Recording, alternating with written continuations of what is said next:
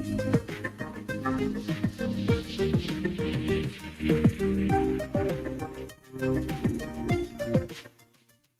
there, everyone, and thanks so much for joining us tonight on UpNorthLive Unscripted at 6:30. I am Maya Engel, as my name says right here. And gosh, what another, I don't want to say beautiful fall day. It was a nice fall day because we got some rain that we really needed. So I wouldn't necessarily say that was beautiful, but it was.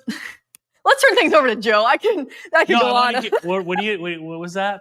It was a beautiful day because we needed the rain, and it was colder, which was beautiful because we've had a lot of warm weather. It was very, I know what you mean. Fall-like, and we do need the rain. It's been dry. Off to a good start. I like to have a lot of coffee, in the morning. Mm-hmm. And I went and sat on the deck today. And I had gloves on. Oh my gosh! It was freezing. Wow. I stayed out for a while, but not for too long. But today's the last day of the rain, and we're actually, you know how this fall's been, Maya. We're going to get right back to that kind of warm, dry stretch coming up again. So we'll have more on that, and we'll take a look all the way to the weekend coming up a little later. All right. Thanks so much, Joe. And I'm sure a lot of you have heard of the Mid-Michigan Honor Flight. It's a nonprofit that sends veterans from northern Michigan and mid-Michigan to Washington, D.C. to visit the memorials that have been built in their honor. It's a flight that happens a couple times a year, and it's one of those really cool experiences that us reporters get to go on with the veterans and kind of see everything through their eyes. It's a really neat experience. We have two reporters down there right now. We have Madison Stoddard, our morning reporter, and we also have Cody Bear, our evening reporter and weekend anchor. And Cody has a story from their first stop of the trip. So let's check in with him now. I'm here at Fort McHenry in Baltimore, the first stop of this year's honor flight. It's the first stop of many, with this trip spanning 2 days. Over those 2 days, multiple stops will be made at memorials and historic sites dedicated to honoring veterans and their sacrifices. There will also be a meet and greet and presentation of colors later tonight. We spoke with some of the veterans on this flight about how special it is to be here. Oh, I love it. I waited 4 years. Yeah. I was on standby and they called me and told me I could go. I goes, boy, I'm ready. It's really special with all the history and looking at the bridge that was taken out. I never knew much about it, until this trip. It's really nice. Tonight at 11, we'll have a preview of what's to come tomorrow in D.C. and what some of the veterans are the most excited to do. In Baltimore, Cody Bear, UpNorthLive News. And tomorrow, volunteers are needed to help welcome the veterans back as they return from their trip at Cherry Capital Airport. So organizers are looking for at least 400 people to bear flags in honor of their service. Organizers say they have 400 American flags, and they would like everyone to hold a flag while the veterans come back. So they're asking everyone to be at Cherry Capital Airport before 8 p.m. Wednesday night, and you can park in either the short-term or the long-term parking lot. And just bring your parking pass inside and you will be reimbursed. So that story was Cody earlier, but now Cody is joining us live from Baltimore. And Cody, how's the day been so far? It's been good. It's been good. It's been long, but a good long, Each stop has been something new and something fun to see. And it's been really, really great and an honor to join these guys. So, of course, tomorrow you will be going to Washington, D.C. to see all the monuments. But today you were in Baltimore and you went to Fort McHenry. For those of folks who don't know, why did you stop there? What's the significance of Fort McHenry? Yeah, so that's actually where the national anthem was written, which is really, really cool. They had a whole bunch of stuff there. They had a movie there. It was about a 10-minute movie, but it had this cool thing where you saw the flag and it talked about the history of the national anthem and why it means something today. And then the screen kind of went down and you saw a window that pointed out to the flag and it played the national anthem. So that's where it was, where it's written, and it means a lot over there. So how many veterans are on this honor flight this time? Yeah, 72. So a plane full. It's a good amount. And of course, it seems like each year we go on these trips, there are less and less World War II veterans. Are there any World War II veterans on this trip? I don't believe there are. I think someone just confirmed to me as well that there are not this year. So just a lot of veterans from, I'm assuming, the Korean War and Vietnam? Yes, in Vietnam. Yeah, those are the two demographics. It's, I believe, majority Vietnam and then some from the Korean War as well. Okay, so walk us through what your experience has been like so far today. Yeah, so it started getting to the Cherry Capital Airport for the plane ride. But even then, before they were really celebrated, they were handing out little American flags and giving donuts and stuff, and everyone involved from the jump to when we got here, and the bus tour guides kind of having a mic.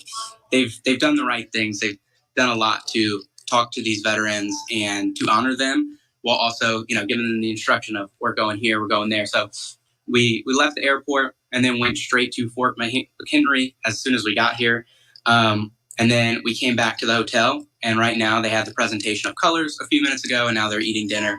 And that'll really be what kind of wraps before people go to bed and get up early tomorrow. Yeah, big day tomorrow. So what have the emotions been from these veterans so far on the trip? Yeah, right now it's been very happy, a lot of smiles. Yeah. It was definitely a good first stop. It was an exciting kind of stop to see where the national anthem was written. A lot of memorials tomorrow, so it might change the emotions a little bit. But today, a lot of smiles, a lot of laughs. Sure. And have you ever been to Washington, D.C. to see any of these monuments? I went in 5th grade, and I spent a couple hours there on a field trip, and that was it. And I was really sour about it because we stayed in a museum for the entire 2 hours. So I haven't really seen anything. So, it'll be new for me. Yeah, you are in for a treat. It's truly one of the coolest things ever, getting to tag along with these veterans on the honor flight. So tomorrow's going to be a very exciting day, but very busy. And Cody, before I let you go, I know you talked with some of the veterans. We saw that in your story. What are they most excited about, or, what does this mean to them? Yeah, it means a ton. And it means a ton that I talked to a few, and they feel like everyone here organizing it is doing it right.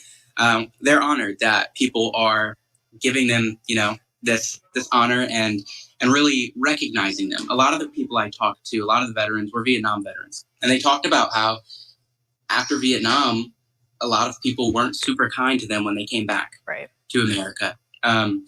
So now, here in the future, where they're really being honored, that means a lot to them. Sure. All right, Cody. Well, thank you so much for joining us from Baltimore. We'll let you go. Hopefully you can get some sleep tonight, because tomorrow is going to be a busy day. These veterans, 72 of them, will be visiting multiple monuments. They'll be going to World War II. They'll be going to the Korean War.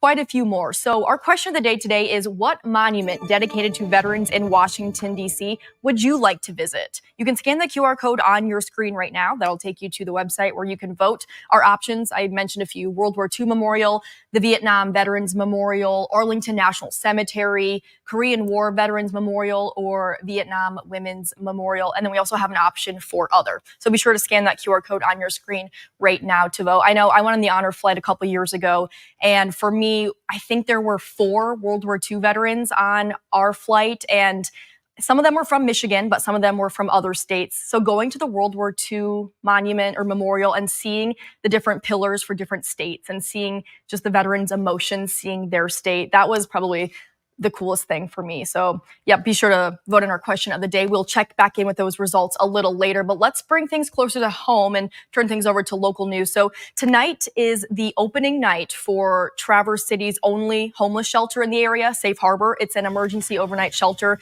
It's been operating for more than 20 years, but this year there are going to be a few changes to the operations, and board members say they're really excited about the addition of a resource manager to the team. In the past, we've had folks on staff who knew what resources were out there, and they would help to connect guests. And sometimes we'd have folks from other agencies come in on a certain day. But now we have a dedicated person, and their job is going to be to build those relationships with guests and understand where they're coming from, and then help them to connect to resources in the area.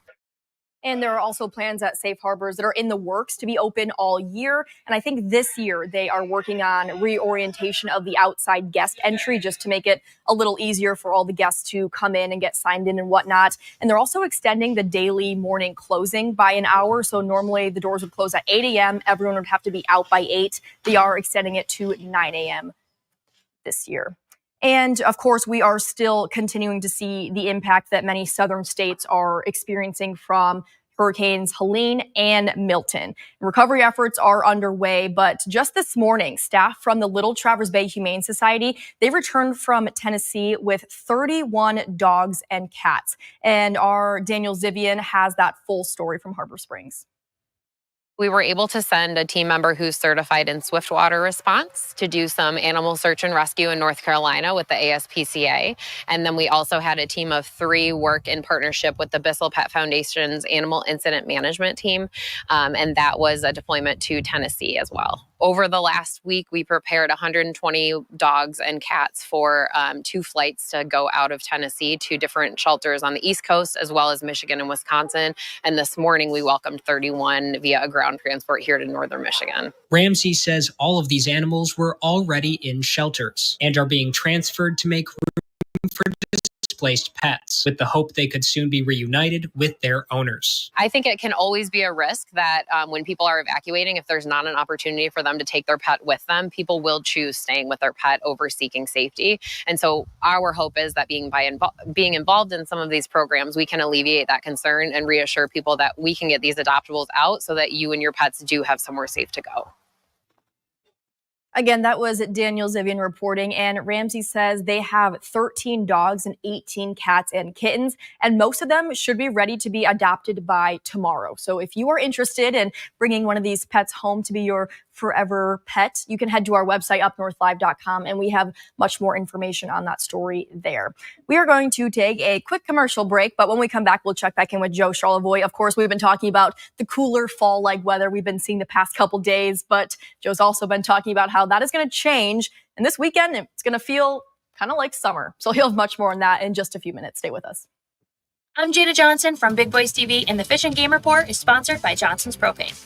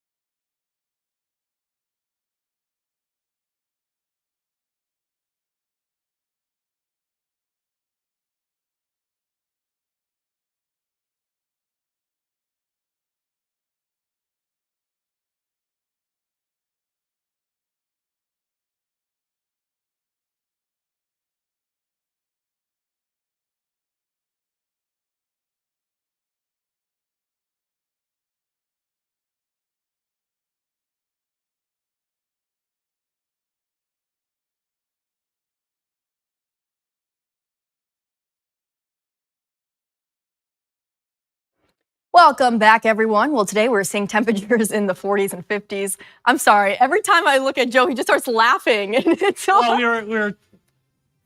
we have too much fun during this show. We gotta stop. We do. We're timing out like the weather and stuff during the commercial. But as I was saying, so today we're seeing temperatures in the 40s and 50s. Just a few days, sounds like we could see temperatures in the 70s. Yep, right back to that. And that, that's how it's been though, all fall. I mean, really, we had a little bit of rain, and thank goodness we got some on Sunday. More of a soaking rain in the southern half of our area, and then some showers today. But yep, we're going to be right back into the 70s. It's not bad weather. It's just we just could use a little more rain. Right. Let's go outside of our studios. Maya, when you head out on dinner break, that's what's awaiting you right there. Gray skies, 48. Couple showers coming down, kind of a chilly northwest wind out there as well. As you look off to the north, this is looking north, and you can see Grand Traverse Bay out there in the distance this evening. High temperatures today, this is the warmest it got. Right there, 40s, a couple low 50s, even up in the UP. Sault Ste. Marie and Drummond Island did reach 51, Pelston the same today, but other spots only in the 40s. For Rogers City and Alpena and Cadillac, some of the cooler spots, 47 in Newberry today. There in Luce County, your high only 45. The setup tonight, so we have low pressure way up north of Maine, and then this trough that extends off of that down into Indiana tonight. That is all moving away. In between the low and then that high out in Minnesota, you get that pressure difference between the high and the low pressure, and that's what led to the wind today. But the wind will start diminishing a little bit overnight tonight. It will not be as windy, and that whole system is going to move away, setting up what should be some quieter weather moving forward here. So there's the jet stream, the upper level winds, which kind of steer storm systems and air masses across the country. If you look in the northeast New England, you can see that cool bubble of air kind of over us too. But watch as we put this in motion. We get the warm up, a ridge builds in Thursday and Friday. So you see where northern Michigan is there, warmer weather is going to return. And this is kind of the broad picture through much of the eastern part of the country, right through the weekend, and then into the early part of next week. The really cold stuff, that's way up there in pink, way up in the northern part of the hemisphere. There is cold building up there, quite a bit of it, but not coming down here anytime soon through the middle of next week. Radar tonight, there are some showers. It's one of those typical fall days. We've had some sun in spots. Then, 10 minutes later, it's raining, and then the sun comes back out. Some of these lake effect rain showers, a little closer look. Some of these from, Ludington all the way to south of Alpena tonight. We'll head up north a little further, not as much up this way across the straits, northeast lower Michigan into the UP. Here's what we expect the next few days, and there's not a lot to show you here, honestly. There's the showers tonight. Tomorrow morning, by the time the sun comes up, dry weather returns. Then partly cloudy skies, a nice afternoon, and it will be about 8 to 10 degrees warmer tomorrow. We had 40s today. We're looking at 50s tomorrow. And Thursday, better hop on a jet if you want to see a cloud, because you're not going to find any around our area. Sunshine all day. Same thing on Friday. Lots of sunshine to close out the week, and that pattern is going to continue into next week. Look at this. Warm. We do have a front north of us on Saturday. It'll kind of fold off to the north over Lake Superior. I don't think much issue with that here. Into early next week, you see the clock there. Monday next week, Tuesday, a pretty dry stretch coming up here. And if you have weekend plans, it does look nice. Look at Saturday, 65 to 72, a beautiful October weekend, partly to mostly sunny. Sunday, 65 to 75, pretty warm. There's our extended forecast. It took me about 10 minutes to put this together today. I go each day one by one, and there's very dry weather and a warm up on the way. Not much in the way of any rain at all. So we're looking at a pretty nice stretch of weather here, Maya, through the weekend after a little bit of fall. We all know fall will eventually return, at least fall-like weather, but not anytime soon after today. So this could potentially be the last nice, warm, sunny weekend of the fall. Potentially. Yeah, we'll see how it goes. All right. Well, Joe, do you have any weekend plans? I have a couple. We'll see. Yeah, we'll see how it goes. My sister visited last weekend, and so I have a few things, yeah. And before I let you go, can I get a personalized forecast for the weekend? Sure. So I'll be heading to Minneapolis this weekend for the Lions game. So what's the weather going to be like in Minneapolis? Well, I think you said you had checked it out. 78 was the high, I think, Sunday. Quote me on this. I'll all right, hang on. Let me look real quick.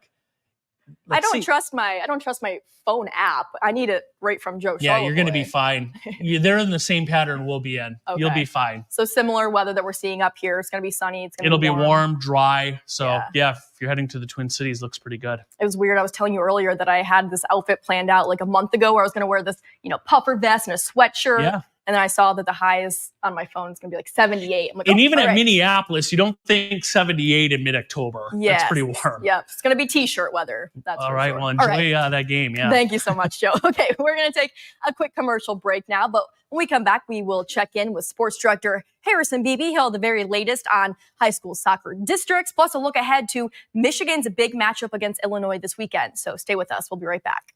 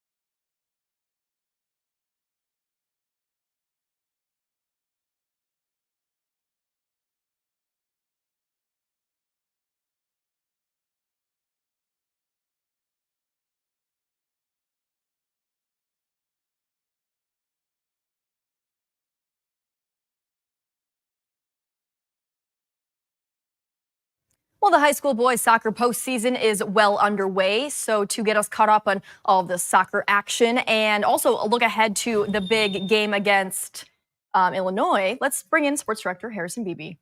Here in mid-October, it is now time to really ramp up with soccer district play. And we've got a lot of good matchups taking place tonight all across Northern Michigan. In fact, going on right now, we're at Traverse City West covering the Midland Dow matchup in the Division I semifinals. The Titans ranked top 10 in Division I. Looks like they're going to make another deep run this postseason. We'll get you highlights of the matchup with Dow during sports at 11. Across town, Traverse City Central meeting up with Saginaw Heritage. The winners of those two semifinals will play for the district title on Saturday. In Division III, Manistee hosts a couple semifinals. Traverse City St. Francis going up against the host team Mariners, while in the other half of the bracket, Elk Rapids tangles with Hart. Those finalists will pair up on Thursday. And moving right along on the district semifinal schedules for the evening, Also in Division 3, Grayling is at home taking on Houghton. If they advance, the Vikings would face Kingsford or Iron Mountain in the district final on Saturday. Either way, a matchup in the UP.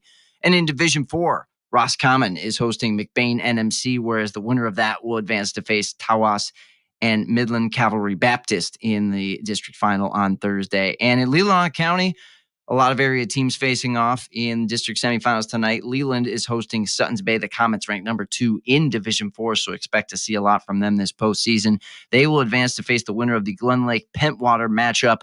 That district final will be on Thursday in Division 4. We're looking ahead to a loaded college football Saturday. Should be a good one with Michigan and Michigan State both back on the schedules, and the Wolverines are going to get another tough task. They'll be taking on Illinois on the road. The Wolverines ranked 24th. The Fighting Illini ranked 22nd in the nation. Illinois also 5-1 overall, and they're a 3-point favorite entering this one as the Wolverines coming off their bye week. But before that, it was a tough road loss out in Washington against the Huskies, 27-17. We'll see how Sharon Moore's crew rebounds with their second straight road game now in the 3-week stretch. Of course, this one's a big one because next week will be the Michigan State game with the Spartans. That'll be a night game at the Big House at 7:30 on Saturday, October 26th. That'll do it for your unscripted sports report for the evening. I'm Harrison Beebe. Well, thank you so much, Harrison, for that. We're going to take another quick commercial break, but when we come back in just a couple of minutes, we'll take another look at our question of the day and check out those live results. So stay with us.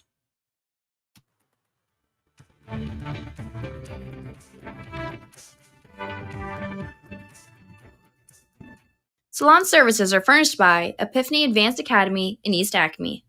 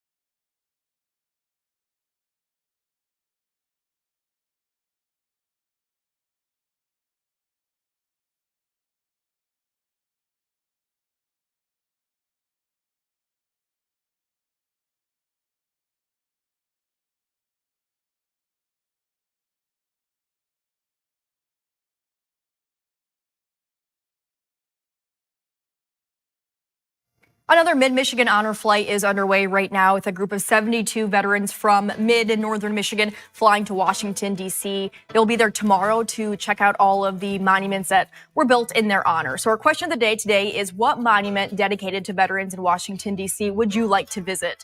Looks like it's tied. Vietnam Veterans Memorial has 32% of votes, and Arlington National Cemetery also has 32% right now. World War II has 24%, Korean War 4%, Vietnam Women's Memorial 5%, and other 4%. So if you haven't voted yet, scan that QR code on your screen right now. That'll do it for Up North Live Unscripted. Thanks so much for joining us. We'll see you at 11.